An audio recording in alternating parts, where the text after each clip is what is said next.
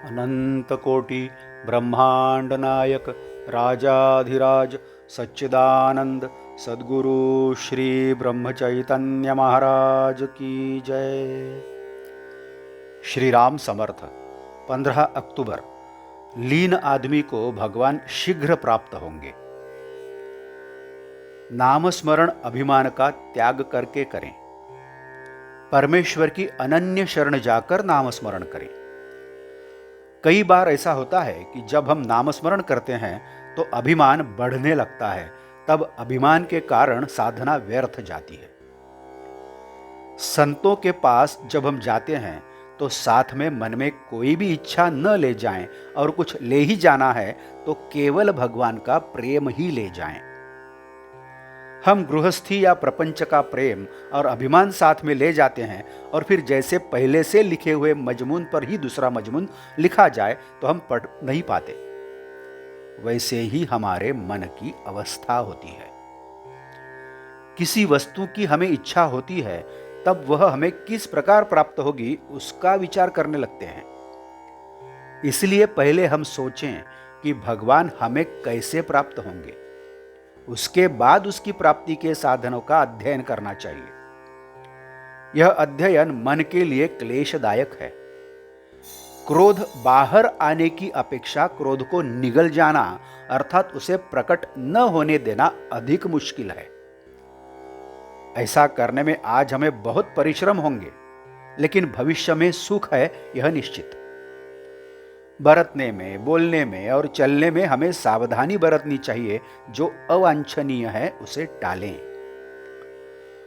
अनन्यता के लिए पैसे की आवश्यकता नहीं होती, विद्या की भी जरूरत नहीं होती।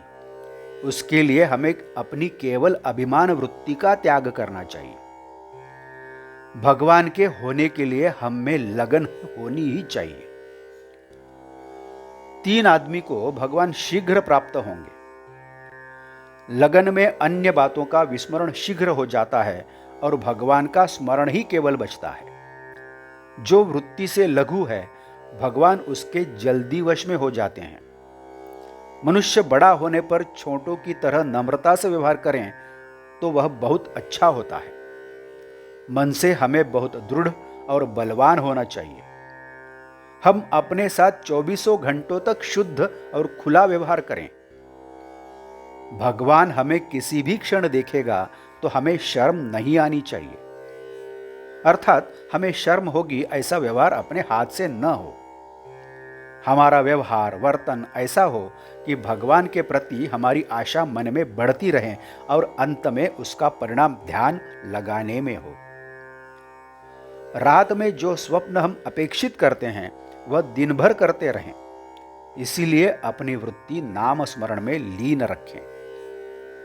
हम सब में हो, लेकिन किसी के भी हम न हो। इस वृत्ति से जो रहेगा उसे परमार्थ जल्दी सधेगा। देह के उपचारों के लिए जो आकर्षित होता है वह भगवान को भूला होता है, किंतु जिसका अनुसंधान मजबूत होता है वह संसार के भूल भुलैया में नहीं फंसता। उसे संसार की शान की कीमत नहीं होती। पैसे की वासना और कीर्ति की लालच मनुष्य को भगवान से वंचित करता है। उनके चंगुल में नहीं अटकना चाहिए।